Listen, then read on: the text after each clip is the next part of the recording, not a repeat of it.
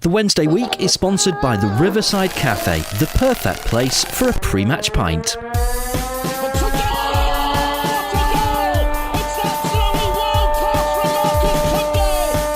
a chance here, a great save, a turner from McClare. Might come, a terrific goal by Sheridan. Brexman against Jones. Get in.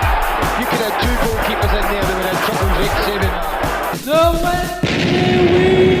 Hi there and welcome along to our third Financial Fair Play special, where we try and make some kind of sense of the financial goings on at Sheffield Wednesday Football Club. So boffins assemble. I'm James Marriott from the Wednesday Week, and I'm in Sheffield, which is what you'd expect. Over in New York, we've got James Allen from Al's Americast. James, it's still kind of warm and humid over here. What's it like over there? It's warm and humid. We're having a British summer in New York. It's delightful. We haven't seen rain for at least 24 hours. We're crying out for a bit of rain over here. We had a little bit on Monday evening, and it's warm, it's muggy, and we're not used to it. You guys are used to it. We're not. We can't deal with it. We've got the one guy that actually knows what the hell he's talking about, Peter Løhmann, who is in Denmark. Is Denmark particularly famed for its summers, Peter? Not really, no. It's we're more famed for the length of the night, so you can literally be out in the daylight till about 11 o'clock sometimes. But this summer has been spectacular. I think we have a massive drought going on, and it's not rained here in Aarhus for at least 1.5 months now. And every day it's like 25 degrees, and the sun's out, and yeah, a bit like the British. I really don't know what to do with myself. It's like moving to Spain or something. Are you a bit like us now, where you got to the point where you're just like, right, I've had enough now. Let's have a bit of snow for a couple of days. That'll sort everything out. Yeah, close to it. That's the British way. Right then, for the before we get going, for the benefit really of anyone who might have found us via one particular Sheffield Wednesday fans forum, I thought it's best that we start off and just do a quick hipster check before we get going. So, is anyone currently eating an avocado? No, I'm actually just spreading avocado on my face at the moment, James. It's part of my afternoon beauty regime over here in the States. Does anyone have a pot of hummus chilling in the fridge as we speak? No. I wish I have. All looking good. Are any of us currently sporting a beard of more than 1 inch in length? I'm definitely not. Yes. I'm stroking it as we speak. Oh, I've been growing mine for like 3 years, and it's currently reached 1 millimetre in length. I'm feeling pretty good about that. Okay, we're on to the big ones. Is anyone wearing a Ramones t-shirt at the moment? No? Are we clear on that one? Passé in New York, I'm afraid. We're doing pretty well then. So the final test, James, what are you drinking? Well, this is a pretty intense podcast, isn't it? We're going to get deep into financial matters, so I've actually doubled up. I'm double fisting, as we say here in the US. I've got 2 beers. A little later on, I'm going to get onto a stronger 7.2% Northeast IPA from Single Cut, which is called Conform or Be Cast Out, which kind of feels appropriate for an FFP podcast, if you think about the subject matter we're going to get into. But even more appropriate, I'm actually drinking another Northeast IPA from Barrier Brewing Company, which is out in Long Island, called Money. I'm just going to read you the can side, which goes, you got money on your mind? Now hold money in your hand. 473 mil, and I kind of think they're talking about millilitres, not million, but we'll get into the finances in a second. To be exact, it smells stanky. Piece of advice: don't save your money. Party like a rock star. Get to popping bottles. Spray it in the air like you just don't care, because when you go through all your money, we'll make more. Cha-ching. I hope that is something that we can be talking about in the next hour or so, but we shall see.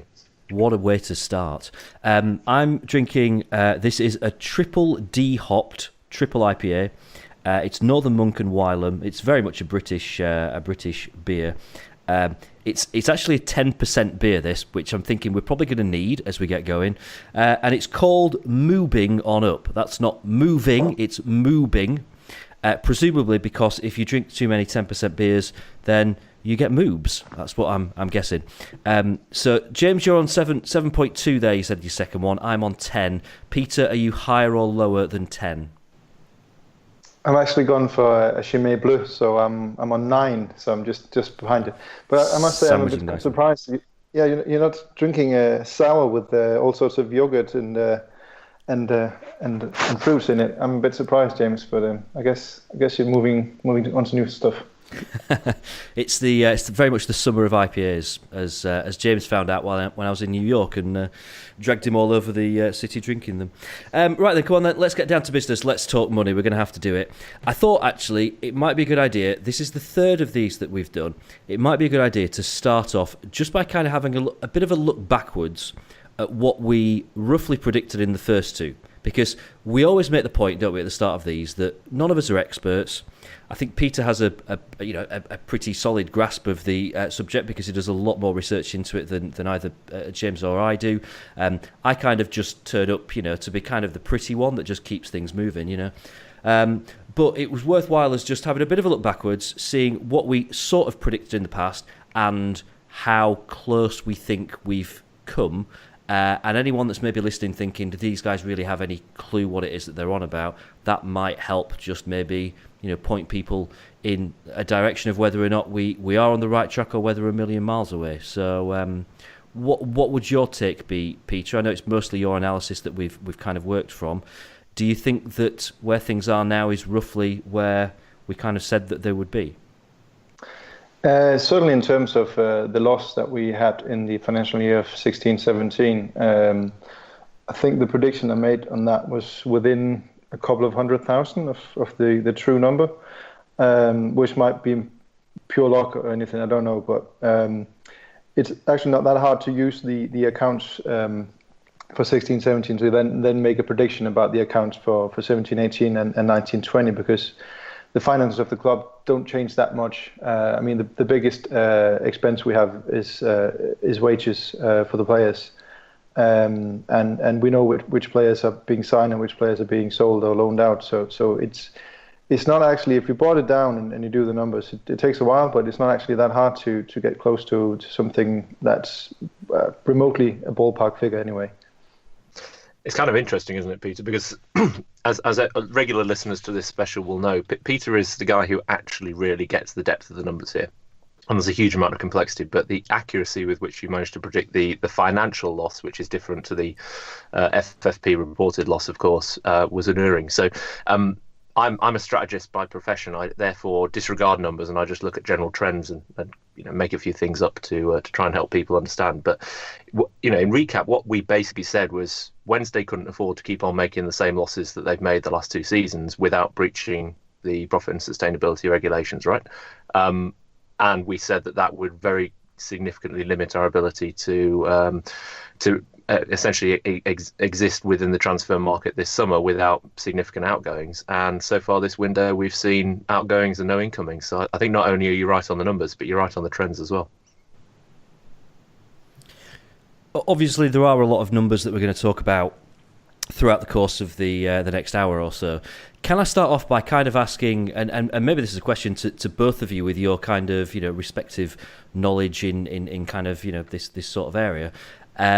There's been a lot of talk, a bit of a rumour that started just before the weekend about whether or not we're actually under a transfer embargo. Now, we're kind of in slightly uncharted waters in a lot of way in terms of where things are now in the third year of the rolling profit and sustainability model. Normally, of course, the EFL would announce if a club's under a transfer embargo, but this is not quite the same sort of situation. So, Peter, do you think we're under some kind of transfer embargo? Is it even possible for us to be under some sort of transfer embargo if it hasn't been announced? It is possible, but I mean, it doesn't really. In some ways, it doesn't really matter because whether you're under transfer embargo or not. The technical thing side of it is whether you can register a player for your squad or not, and that doesn't really make any difference until we start playing league games. So until the league games start, it doesn't make a difference.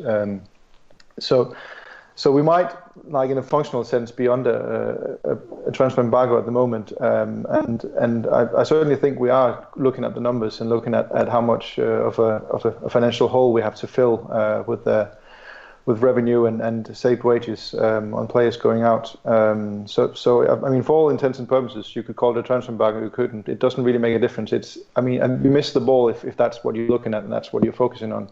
And there's been this discussion with other clubs as well, Birmingham in particular, after Gary Monk makes some comments, because they've signed a player from Germany, and they still haven't registered him, even though they announced the signing a few weeks ago. So it's likely that at the moment the EFL, what they're doing are filtering through the accounts that we have, and then looking at the projections we've made for the accounts for 17-18 and also for 18-19 and maybe even 19-20. And what we have to do then is satisfy the EFL to the degree that they think with the predictions put together with the actual accounts we have delivered, that the rolling 3-year loss is no more than £39 million. So we probably told the EFL, this is going to be our wage bill, this is going to be our income from transfers, and this is going to be our spendings on transfers for the next 2 seasons. And then we have to meet those targets before the EFL says, okay, we're satisfied, you can go ahead and use that plan. And until they do, we're probably in a similar sort of situation to Birmingham. And the rumour was, before the weekend anyway, that up to 6 clubs were in a similar situation that wasn't a real embargo, so to speak, but more the EFL saying, you're close to getting there, but we won't place you on an embargo because we believe within a few weeks you'll be there and be in a situation where you can register players again for your squad. So that's probably where it's at as far as I see it. And I really find that interesting, because what people have been speculating around is that there's this hard line of embargoes. But what you're describing, Peter, is that Wednesday are one of a pretty sizable handful of clubs that are actually just in a similar situation, in that if they were to try and pursue their previous strategies in this transfer window, they would clearly make significant losses again and would breach all of the regulations. So they have to first prove to the EFL that they're moving in the right direction before they're able to trade, which pushes a lot of activity for a lot of clubs into the back end of the window. And I guess it explains a lot of what we're seeing at the moment in terms of the steps that Wednesday are taking. So, if you translate those numbers that you just described into actions, so, to reduce the wage bill, we clearly have to get higher wage earners off of our books for the season. So hence Jordan Rhodes moves to Norwich. We need to obviously bring some transfer fees in when we get a bid for a player like Jack Hunt in the last year of his contract. That obviously provides us a source of income. Those accumulate to the point where hopefully you satisfy the EFL and you are then able to have some flexibility for player registrations, but probably not until the back end of July. It's probably worth us making the point here, isn't it, for anyone that doesn't know, because we've talked about this before about when the rules change. So we talk about financial fair play, but it changed, didn't it, a few years back to this profit and sustainability model, which is run over a rolling 3-year period. So there may be people that don't quite understand why things feel so much different this summer, but it's because we're in this this third year of a rolling 3-year kind of period where you're allowed to make kind of a total loss, which is why when we talk about being in sort of uncharted territory and untested waters, it's because the EFL have a number of kind of things at their disposal to either punish clubs or to stop clubs getting themselves into a situation where they breach financial fair play. But it's the first time that we've ever really seen whether or not they actually do any of those. And we've talked before about, Peter, you mentioned, didn't you, about the fact that the EFL have the power, if they want, to block a transfer going through if they think that it's going to mean that a club in the future will breach financial fair play. I guess what this is doing is answering that question for us, that they are certainly likely to be carrying out that threat now, and if they do feel there's a club that's close to it, they'll stop the registering players. Is that a fair comment? Yeah, definitely. And I mean, the biggest change in the new profitability and sustainability rules is a lot easier to say FFP, by the way. Yes. The biggest change in the rules, and they were effective from the season 16-17, is that the limit the limit of losses you can make over 3 years is a lot higher.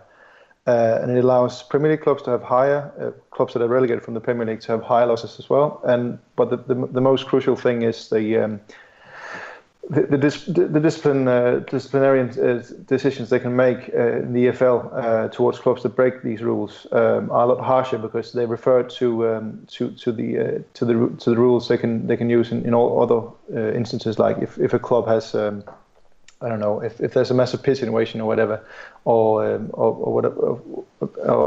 someone goes into administration and stuff like that, they can deduct points, and those set of rules are now the rules that they can also put in place if someone breaches FFP. So it's not just, I mean, before 16-17, in the old FFP world, so to speak, there was only the transfer embargo, and that's terrifying enough for some clubs that they can't sign new players. But for some clubs, they were under transfer embargo for more than a season, and it didn't really hurt them that much. But the problem now is the EFL can, not that they won't, but they can, using the rules they have, for instance, tell us that if we spent like £30 million on players this summer, and they went to us and said, well, okay, you've clearly broken FFP, and in the old world, they just say, you can't sign any more players, and we'd be like, okay, what do we care? But this season, they could actually tell us that you might get 80 points, you might finish in an automatic promotion spot, but we'll deduct 20 points from your points, so you'll finish in 11th position instead. So they can actually stop us from being promoted to the Premier League if they want to. And I mean, that's like the nuclear option, which can actually go even further. They can actually refuse to register a club as an active club in the EFL. So that basically means we can't compete in any EFL competitions. And the thing is, the clubs that get promoted to the Premier League, they're still bound by the rules while they're in the Premier League, so to speak. So they can't just, like Bournemouth have done and other clubs have done, pay a big fine, QPR as well. Because that's the old rules when the fines were handed out. The new rules, instead, the clubs are actually bound by the rules while they're in the Premier League. So if they come back down, the EFL can actually tell that club, well, you clearly broke FFP to get promoted. Now we're not going to register you as a club in the Championship, so you can't compete. So basically, for all intents and purposes, that club has been dissolved. So Peter, I mean, that example of Bournemouth is really telling, because there was a lot of furore a few weeks ago when their fine, which obviously relates to the spend that they incurred in the EFL before they got promoted several seasons ago, was announced, and I forget the exact number, but it was about £5 million, right? For a Premier League club, that's water off a duck's back. And there was a lot of protests that that's not going to hurt them. That they basically got away with it. What you're saying is it's not possible to get away with it anymore, because if you break the FFP, or the Profit and Sustainability P&S thresholds, then it's quite possible that you won't actually realise the promotion that you might achieve as a result of those.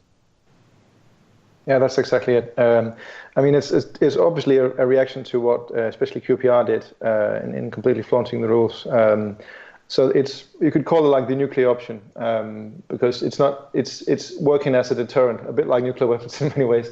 It's not supposed to be used, but it's supposed to deter you from doing certain things, which in this case being massively overspending to win promotion for the Premier League.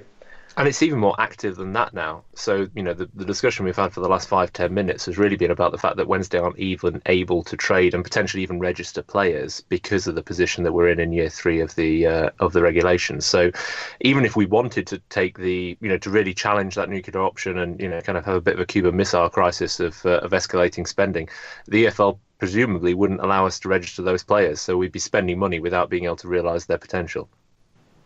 Yeah, we'd be paying wages for players we couldn't actually play in games. Yeah, that's exactly it. We're quite familiar with that, to be fair. I think the name is Alban Abdi. I think that's a good point. we sum this up, and this is a point that I've kind of struggled a little bit to get across to a few people, is that this kind of idea of, just go for it, just spend what it takes, get us there, and we'll worry about the fine when we get there. That option just doesn't exist anymore. The idea of just thinking, well, let's just break FFP and we'll take the punishment, that isn't a policy anymore, is it? It's not even worth thinking about going down that route now. Basically, this is, you have to comply, don't you? You do, and we're bound by what we've done as well. So, people who think that way think, well, let's just start afresh and start spending again.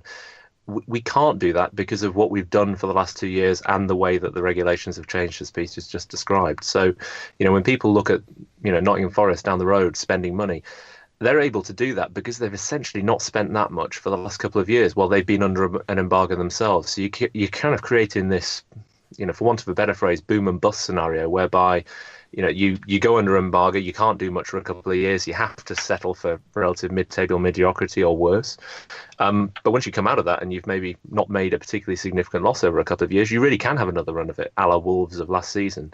The difference is Wednesday we're 2 years into a spending project which didn't bear fruit. So now we've got to offload those costs, comply for a couple of years before we're ever going to have the opportunity to spend big again. What I find quite interesting about the whole thing is that we're going to kind of settle into this weird cycle of clubs now, where you've got like this year, Forest having not spent that much for the last few years and actually sold quite a few players. They're the team that are really having a go this year because they've got a relatively clear sort of loss that they're allowed to make right now. In a couple of years' time, hopefully, we've balanced the books a little bit and it's our turn to have another go at it. When maybe if Forest have failed to get into the Premier League, they're the ones that are having to kind of retreat and save money. So you can kind of see clubs going these cycles of having a pop, then having to really kind of claw back and save some money before they can have another go at it. But there's a problem there, though. It is when you have had a go at it, because transfer fees are amortized. That is, they're spread out over the length of the contract of players. If you spend a lot in 1 year, the spending you've made will show up in the accounts in that year, but also the year after and the year after again. And our problem is, even when we were playing, we had Stuart Gray as manager and Mandarich as chairman, and we weren't signing in place. We're selling Antonio, for instance, to finance the club. Even when we're doing that, we're still making a loss of around 4, 5, 6 million pounds. So our wage bill now is more than double what it was under Stuart Gray. So it's not really an option for us to like rein it in and get to a place where we actually make a small profit even, or just a tiny loss. We're going to be having to carry some quite significant losses for the next few years, even if we cut the costs, which we are doing at the moment. And I think that's important for people to understand. It's not like you floss your teeth the week up to going to the dentist, and then everything is fine. You have to keep flossing, so to speak. And it's not like you clear out the decks and then we're good to go again. We've had our shot, and if we want to take a similar shot, which I'd actually advise against, it'll take more than a few years. It'll take 3 or 4 years before you've offloaded all the high earners, and then you're left with a squad which is basically 4 or 5 of the first team players we have at the moment, and the rest of them are youngsters and free transfers from the lower leagues. That's the thing we're into. Blimey, Peter. I mean, I was feeling slightly stressed coming into this podcast. You've now mentioned the dentist and flossing. So with that, I'm going to open my comply or die. And I suppose that the obvious question is, it sounds like we have to comply and go through a thorough dental hygiene regime. How are we doing? Well, there are a few black spots in the teeth, so to speak.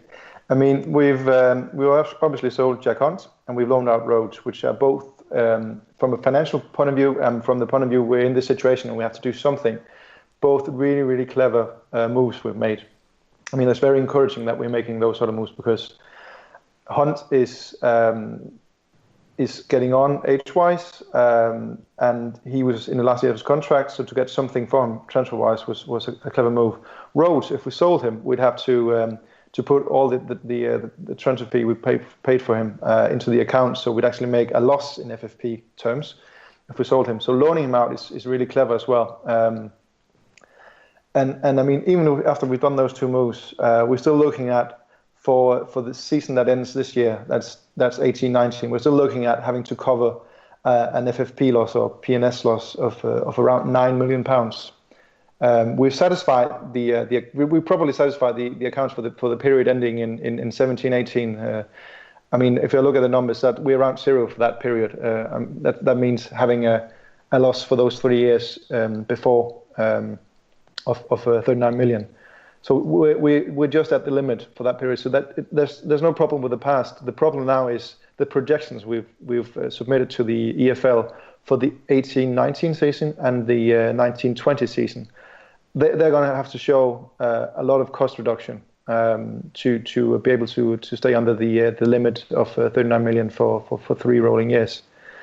And as I said, it's 9 million the hole we have to fill, so to speak. So it's not a case of, okay, we've sold Hunt, okay, we loaned out Rhodes, now we can sign players. No, I'm sorry, it doesn't work like that. Not at least not when I'm looking at the numbers. We still have a hole of 9 million pounds to fill. And I mean, there's several ways to do this. We could lower our expenses, and we can increase our revenue. Basically, that's the two main ways to do away with the loss. And I mean, lower expenses. We've already done that by selling a player and getting them off the wage bill. And they're similar with Rhodes as well. And then we could also cut back on stuff. I mean, there might actually be a more terrible reason behind us not going on a pre-season training camp abroad. It could actually be a cost-cutting operation from Chancery. And the other option is increasing revenue. And I mean, we've probably done what we can with tickets. We one of the highest. We have one of the highest gate receipts in the entire championship. And I mean, on the commercial side of things, we're still lagging a bit behind some of the other clubs, but it's only to the tune of a few million. We could probably get more from commercial revenue. So the thing that's left in increasing revenue is selling players for transfer fees, and you have to have a player with some sort of future ahead of them to be able to sell them for transfer fees. So a lot of the older players we have, like George Boyd and David Jones, for instance, Stephen Fletcher, they're not going to be likely to fetch a lot of money, if any, in transfers fees. We'd probably be happy to just get them all, the wages off the books if someone picked them up for a free transfer, which in Fletcher's case has been rumoured with the Panathinaikos link. Peter, do you mean that Panathinaikos are not likely to give us £10 million sterling for Stephen Fletcher? Yes, I've done the numbers, and it looks like they won't do that. Darn. Well, we were relying on that one. That was our get out of jail free card. Blown it. God damn it. Yeah. So is the kind of the conclusion to what you're saying? Is it inevitable that we are going to have to sell at least one, maybe more of what we would class as being our star players? Is there any way around that? That depends. I mean, that's always the answer to a question that's complex, isn't it? It depends. It depends on whether we want to recruit players this summer and pay transfer fees for them and buy players that will have not high wages, but still wages in the region of like 12 to 15,000 pounds a week. If we want to do that, then yes, I can't see a way around having to sell a player that will fetch a lot of money. There's a way around it. I mean, if we can get farmed, some of the players farmed out on loan, for instance, like we've done with Rhodes. I mean, Alman Abdi is quite obvious, but also George Boyd, Stephen Fletcher, David Jones, and then you have Sam Winnell, who we imagine Derby would buy, but Derby are probably in a similar situation to us at the moment, not being able to pay money for players. But there might be other clubs that want to pay money for Sam Winnell, and he's still got a few years back on his left on his contract. So he could fetch a decent fee of around £3.5-4 million on top of his wages going off the books.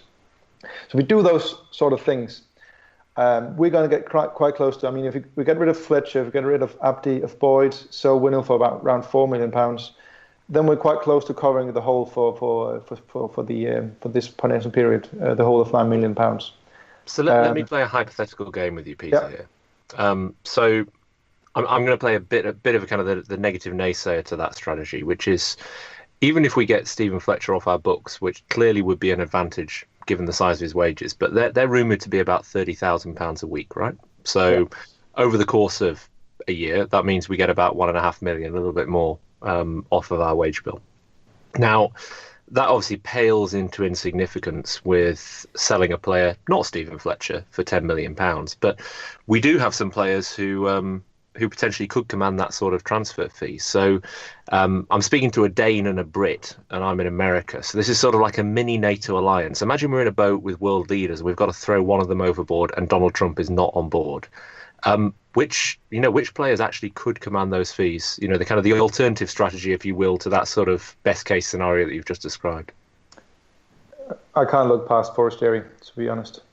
Because of his goals, because of how he came back from injury. I mean, Winnall's been injured, he's still injured and recovering. Fletcher's still injured. So it's harder to get rid of players that are injured. But Forestieri showed towards the end of the season, he scored something like 6 goals in 9 games, didn't he? He showed that he's probably back to as good as he was. And the thing with Forestieri as well is his contract expires in 2020. So over the next year, we're going to have to consider whether we'll renew that contract. And if we get into the 1920 season without having renewed his contract, he can move for free a year after that.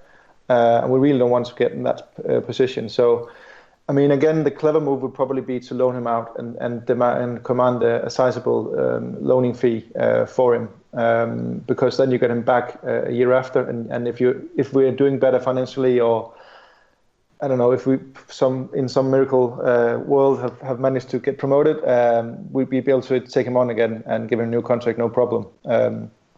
But instead of selling him, we might actually get more out of loaning him out, because then we don't lose the player, he's obviously one of our key players. And his age is quite decent as well. I mean, he's getting, for an attacking player, he's getting towards the latter stages of his peak. Because the alternative would probably be selling someone like Barry Bannon. The problem with Bannon is his contract is up in the next summer, so we haven't got 1 year left of him. That would actually depress his price quite a bit, as it happened with Jack Hunt. So we'd probably not get a fair market value for Barry Bannon because of that, and maybe also because other clubs know we're under pressure to balance our books, so they'll offer us less. So I mean, if I were looking at this, and I didn't want to make a lot of small moves to fill the hole, and I just wanted to fill the whole financial hole once and for all, I'd probably loan out Forestieri, and maybe get something like 3 or 4 million loan fee for him, because if he's anything around £10 million in transfer fee, that's probably a fair loan fee for him for a season. So to use a clumsy geographic analogy, you're pushing the Prime Minister of Italy, who I can't remember who it is because it changes every 6 months, overboard, and hoping to hang on to a few senior members of the European coalition. James, you obviously we haven't really heard your dulcet tones on this particular subject. If you had the same challenge of one player that could command a fee that we could do potentially without next season, do you have a view on that? It's so hard, isn't it? I mean, I think the Forestieri issue is an interesting one, because we've all, there was our time with Forestieri started off like any great relationship starts off, and when it hit its first hurdle, which we all remember, Norwich away, when he refused to play, and he did come back strong last season.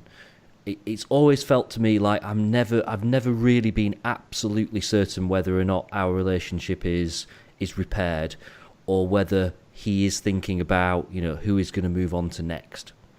And that might be unfair. This is just based on kind of my thoughts. If we put a new contract in front of Fernando Forestieri now, is he going to be interested in signing it, or has he concluded that when the time's right, he's going to move on?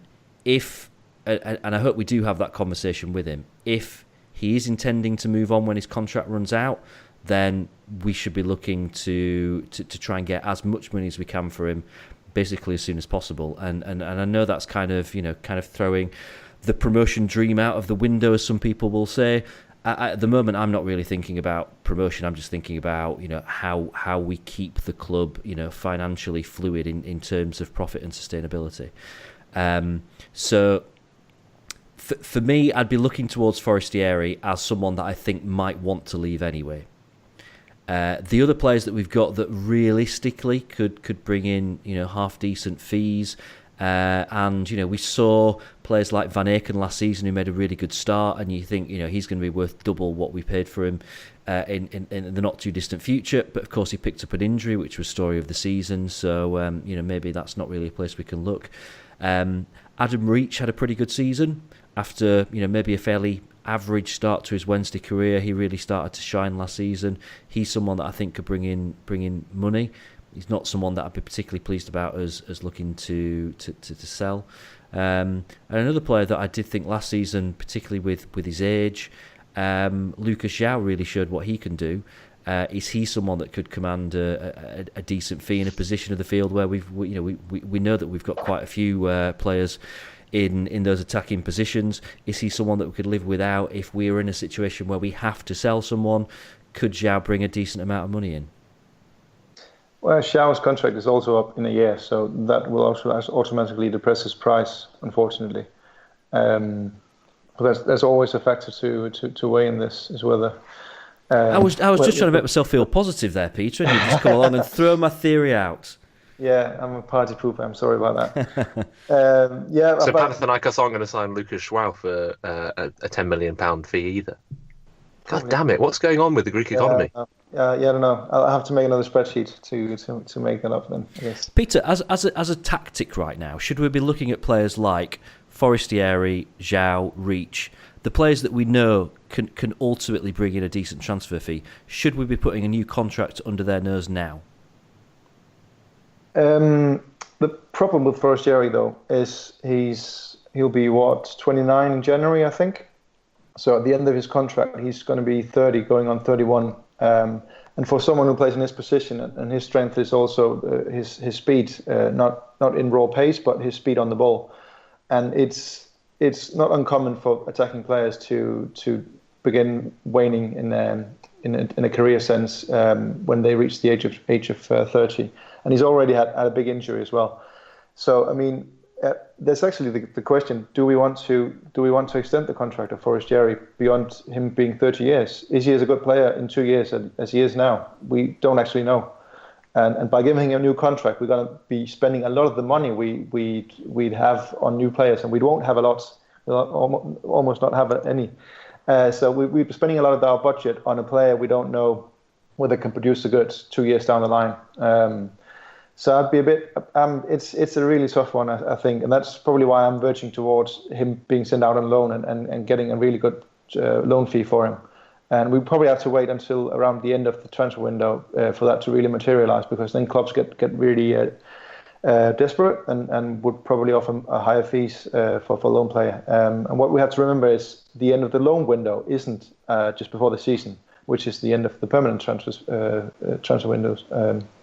The end of the loan window is only on the 31st of August. So clubs that didn't manage to pick up a new main striker or attacking player before the permanent transfer window closed just before the season will probably be after someone like Forestieri on loan. So that might be the best case for us in a world where we have to raise money. But I mean, the alternative strategy is still, for me, looking at getting some of the deadwood off the wage bill. And then selling someone like Sam Winnell, who for the value he gives our squad compared to the money he could fetch in a transfer fee, it's a bit of a no-brainer when you're pushed to having to find £9 million. Can I ask you a very general question here, Peter? Obviously, it's what, 7 or 8 months now since we brought in our chief exec, which was a position that obviously we've not had filled for a long time at Sheffield Wednesday. We've known through the three of us sitting down and various WhatsApp conversations that we've had about the situation that's going to be looming for us financially, and therefore how good it is that we brought in a chief exec when we did. And this is probably a question to both of you. How positive do you feel in terms of the way that Wednesday are now responding to what is obviously a huge challenge for us and will continue to be over the next few seasons?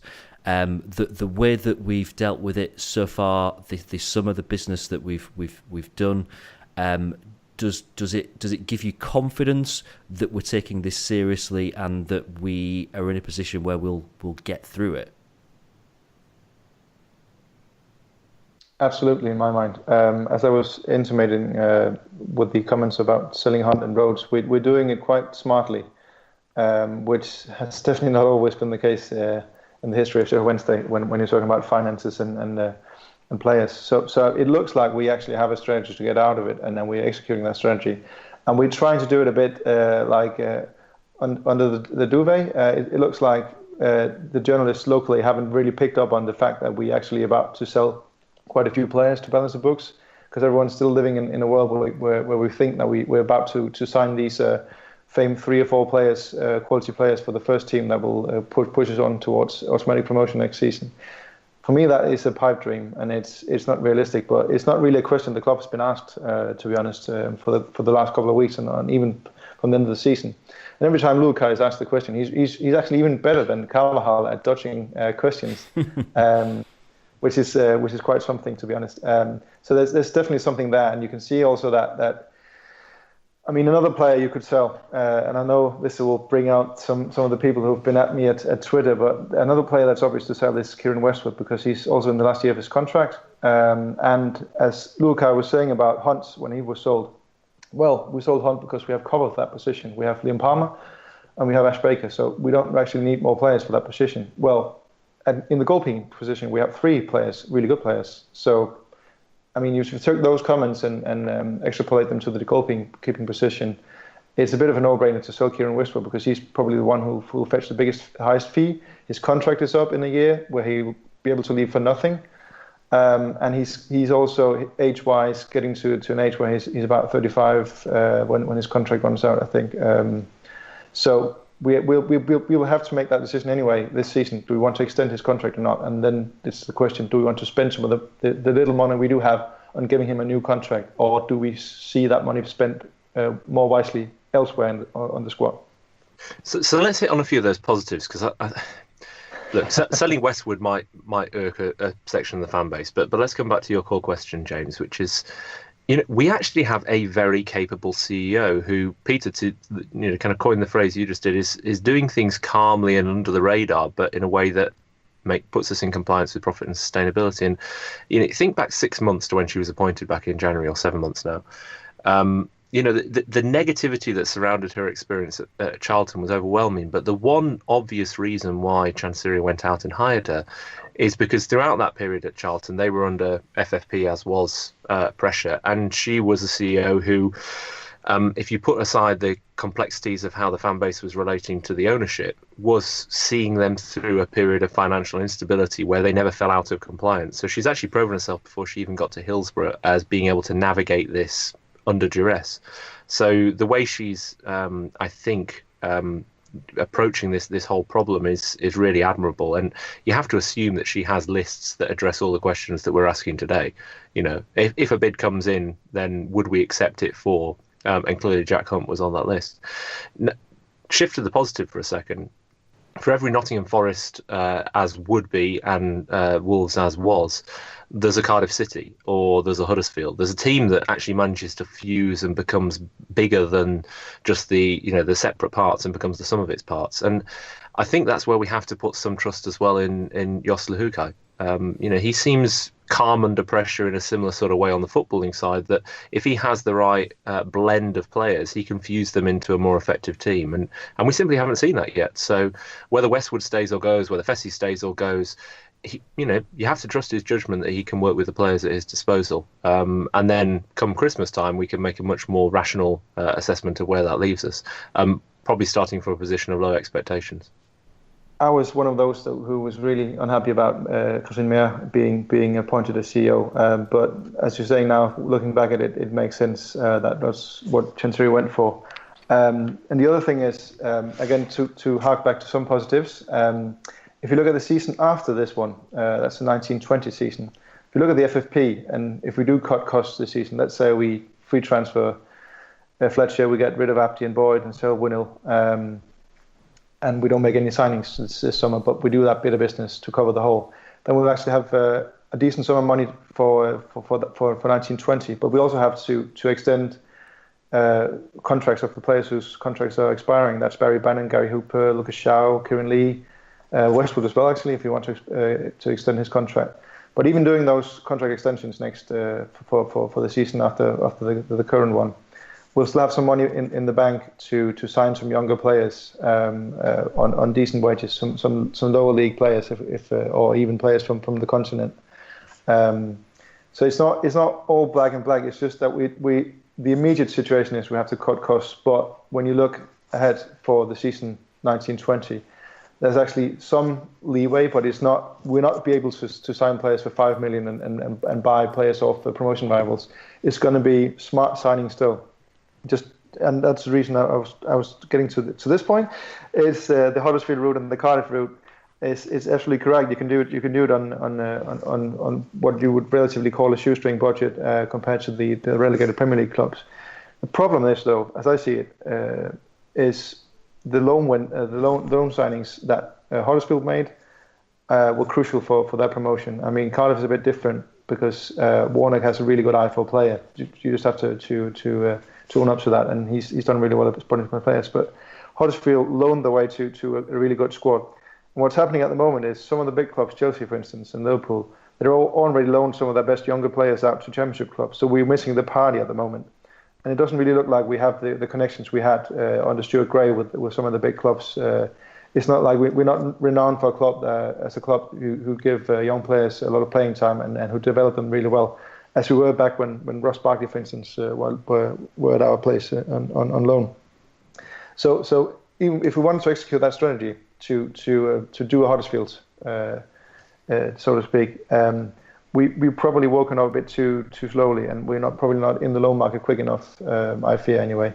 But I don't know. I mean, there's still a lot of players, and the hope we can cling on to is that when the Premier League clubs finalise the 25-man squads for the new season, there's going to be a few players that are surplus to requirements. And I mean, that's how we signed Forestieri. That's how we signed Podil. That's how we signed Barry Bannon back in the heyday of 15-16. Because they were surplus to requirements and Gary Hooper as well, surplus requirements at Premier League clubs. So there's a chance still that we can get some decent players in on loan. But I'm just saying that it's not as easy as doing a Huddersfield, and we probably require someone who's more intelligent in the transfer market than what we've seen so far. Because the only roll of the dice we've seen from Lukai is signing Pelopes, and that's a decent signing, but. I mean, it's not a signing that propels you into a promotion form like Aaron Moy was for Huddersfield, for instance. In fairness, I think Joey Pelopessi's arms could propel you pretty much anywhere. I mean, have you seen the size of those biceps? If we sign that purely for shirt marketing purposes, I think that was a good deal. But it actually stresses Peter the point that we haven't actually seen the Hukai's hand in the transfer market yet. He's had 2 windows, one of which clearly he had very, very little to play with. And I think personally that Pelopessi is going to prove to be a very, very astute signing over the course of time, given the cost that we paid for him. And thus far this window, he's had no room to operate. And I do appreciate where you're coming from in terms of not having seen any movement in the loan market yet. But I think a lot of that has to do with a question of how much of wage flexibility we have. If you're talking about bringing players in from the Premier League on loan, even then you've got high wage costs to absorb. Players in the Premier League are routinely on the type of wages that a Stephen Fletcher or a Fernando Forestieri are on at Wednesday. So accommodating them into your squad for a year is not necessarily straightforward unless a significant degree of that is being subsidised by the parent club. So I think it's reasonable that probably comes towards the end of the window. But before the loan window closes, as you said, at the end of August, that's really the test of this manager and this management team to see whether or not they can conjure up a squad that can challenge in a more meaningful way, despite the limitations we've been talking about so far. We've kind of ended on some quite positive thoughts there. I want to kind of ask you, and I'll obviously bowl in on this as well.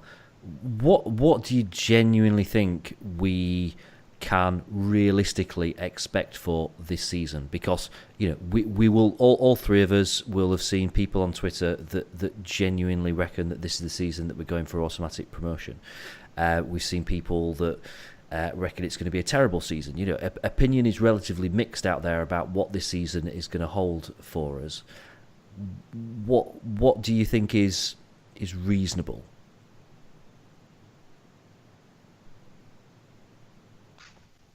Note the silence, James, which tells you that there's both trepidation and a level of deep thought. It's a complete unknown, isn't it? I mean, there is talent in the Sheffield Wednesday squad that, quite frankly, should be able to challenge at the top end of the Championship. Just run off a few of the players that we've been talking about throughout this episode. So, we talked about Kieran Westwood, who is one of the best goalkeepers in the division. Barry Bannon, who arguably should be playing Premier League football. You've got Fernando Forestieri, who on his day is unplayable.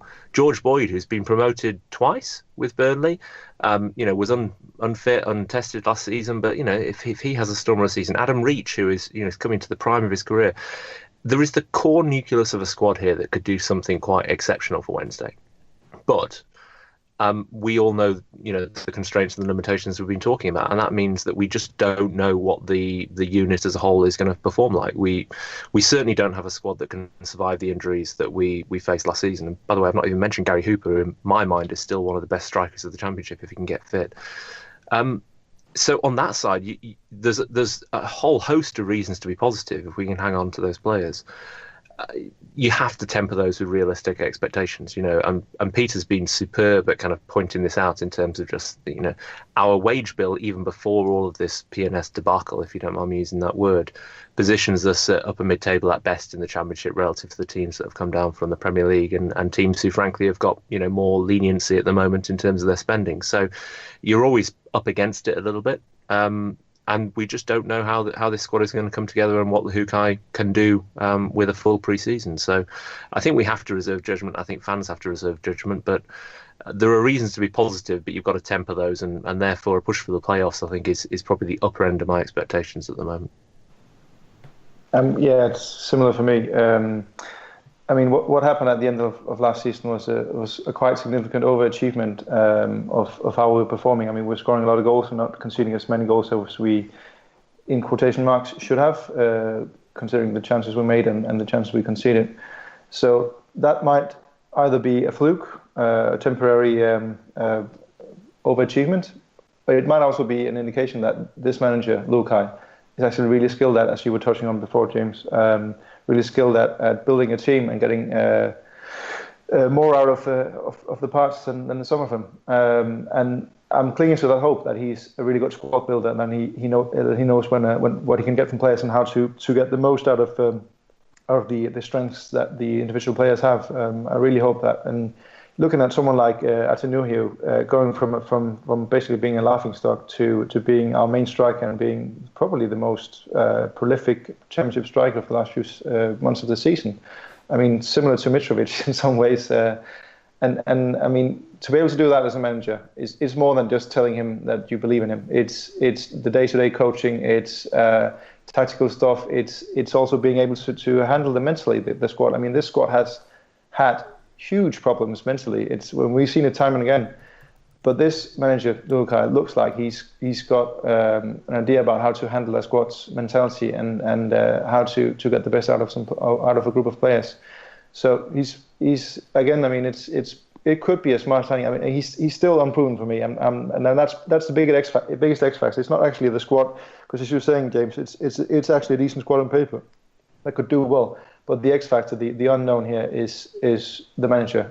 How good is he actually when he's not being given a freebie, which he was given last season after he essentially saved us from the trajectory towards relegation. This season, there's an expectation on him to produce results. He's not going to be given any leeway, is he? If he loses the first two games, he's going to be under pressure already. So that's the biggest thing for me. What will this manager offer this squad of players? Can he continue to get more out of them than he ought to have? And if he can, then we could be looking at an interesting season where we might actually sneak into the playoffs. But I'm still thinking that we'll be around 12th, and that would be good. If we get some youngsters in, get them playing 25, 30 games a season, establish them as proven championship players for the season 1920. If we have 2 or 3 of those players, or even 4 players, young players that are then seasoned pros for the next season and have cost us nothing and who are on low wages, that's as big a result as finishing 8th or 7th. So that's probably my expectations, that we'll be able to plot some youngsters and make them established in the first team. I mean, some great points in there, but I do have to say that I think you're both wrong, because back in stripes, we're going up, baby. Come on. Automatic promotion when you return to stripes. That's the way it works. Peter, you did say there, Ati knew you, and you compared him to Mitrovic, who I believe at the moment is just in the process of going to Fulham for £20 million. So, ergo, Ati knew you worth £20 million. If we sell him, that pretty much solves the whole thing. So we've just wasted the last 55 minutes. We didn't need to do any of this stuff. James, that's the game 20 plan, million, right? that's it. We lock him down on a new contract smartly after he has a great run of form at the back end of the season. He's going to start the season in absolutely blistering form. He's going to be like hat-trick after hat-trick. And before you know it, we'll sell him in December or January in the January transfer window for like £40 million. And Wednesday will be laughing for decades. It'll be perfect. I think we'd all take that scenario. There'd Sounds still be like someone that would moan about it. Bloody Dave, shit. Yeah. Sounds like a Dave Rich's sort of a strategic plan, that though.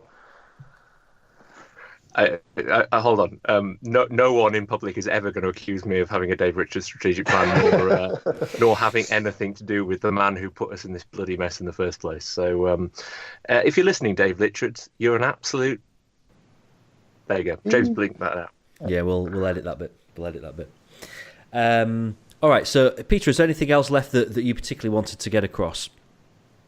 The FFP and profitability and sustainability rules. I need to get that across. That I mean, we're talking about them on this podcast as if it's like a given and you can't do anything about it. And we can. I mean, we're bound by these rules, but we can actually look at the rules and say how grossly unfair they are and how they're skewing the entire championship.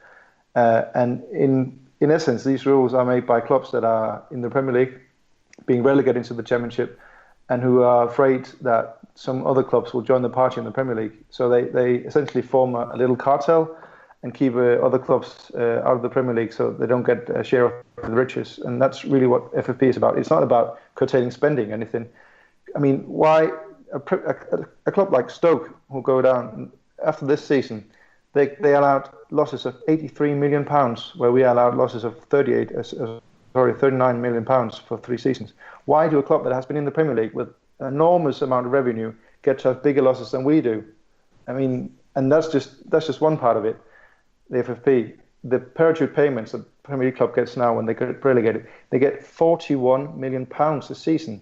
Our entire turnover is, I can't even remember the number now, it's something like 25 million. I mean, they're getting twice the money we of our entire income. They get that in parachute payments. It's just a massively skewered structure that we're having to operate under, and it is grossly unfair. But as James said before, I mean, Cardiff did still have some parachute money, but certainly Huddersfield showed that you can actually cheat the system. Even this exceptionally unfair system can be cheated, but it's certainly just a rare exception to the rule of the cartel clubs of the Premier League just yo-yoing between the Premier League and the Championship and having, I mean, the funds to outspend us all, and it is quite bleak if you look at it like in a 4 or 5 year perspective, because the chance that we can get promoted having to play against a system like that, it's just not a big likelihood, to be honest. And that's the most frustrating thing is how these rules have been put in place to stop clubs from going out of business. But there aren't any clubs that are struggling for funds. All the clubs that are spending a lot of money have wealthy owners behind them. And the clubs that are being put up for sale in the Championship, they get sold within months. It's quite attractive to buy a Championship club for whatever reason. I'll never understand. But it's not actually a threat to the clubs. We aren't actually threatened in our lives. It's football clubs in the Championship. But still, this system is put in place not to keep us from spending ourselves into oblivion, but to keep us from getting promoted to the Premier League and getting a part of the riches that all the other cartel clubs are having in the big manner. And that's really frustrating for me to look at. And that's why I've been looking into this system, because I mean it just gets worse. The more you read about it, it gets worse, to be honest. I mean, I very much doubt that this is the last of our financial fair play specials that we'll be doing. I imagine we'll be sat here in about 5 years' time, still saying the same kind of stuff. That maybe now's the time to sell Kieran Westwood. You know. Peter, I mean, hopefully we're going to be hearing more from you over the course of the season on the Wednesday week. You're going to be joining us a little bit more regularly. In the meantime, should anyone want to track you down and follow your various kind of sums and analysis that you do on Twitter, whereabouts are you? I'm at Ploehmann. Thank you. James, any kind of closing remarks from you, and what can we expect from the Owls Americast in the season ahead? My closing remarks are that both of my financially related beers went down exceptionally well. So given it's only 4:00 in the afternoon in the US, I'm set up for a good evening, which is great. Yeah, I mean, look, what Peter just said, bears a lot of truth in terms of the ridiculousness of this system, right? We've got a committed owner, and I think that really does bear repeating. Chansiri is not a fly-by-night owner. He's in it for the long haul, as far as we can tell, and I think he's beginning to really justify that claim with his actions.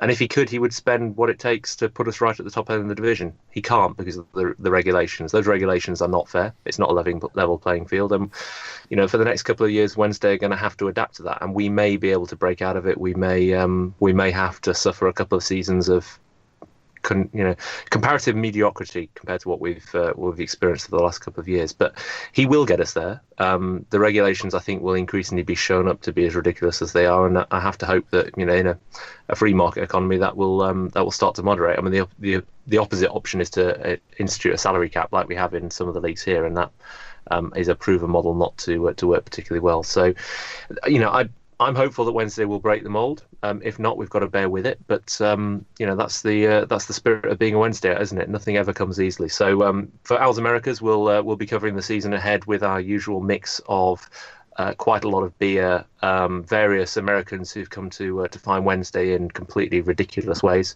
and hopefully a lot more from the American voices over here. We're swelling in numbers all the time. So look out for more at Owls Americas, and otherwise I'll be at Manhattan Owl on Twitter. Usually trying to be optimistic despite the prevailing evidence. I think that last line, James, kind of sums up exactly what I was going to say, which is there's so much of what we've talked about this evening that kind of, at various points I've slumped further and further back into my chair, not helped by the 10% beer, I should probably add, and kind of thought, what a kind of a really sort of dismal situation it is. But then certainly towards the last half hour, some of the stuff that we've kind of touched upon about the real positives about the way the club's being run now, the effects of the chief exec and various other things, and the way that other clubs have kind of defied the odds to do it. We just don't know, and that's the great thing about a close season, isn't it? Going into a new season is that you just don't know. You might have an idea in your head what you expect from this season. I think I'm probably the same as you two in terms of the fact that I probably, I'm braced for. I sort of expect it to be a season of being mid-table, a very mediocre season. But football's got this amazing ability to surprise us, and that can sometimes surprise us in quite a negative way, as it did certainly towards the first half of last season. But it can also surprise us in a real positive way. So, who knows? It might just end up being a great season, and it's lovely to be at this point where we can kind of cling on to that hope, and we can take that hope and look forward to the 9 months that lay ahead.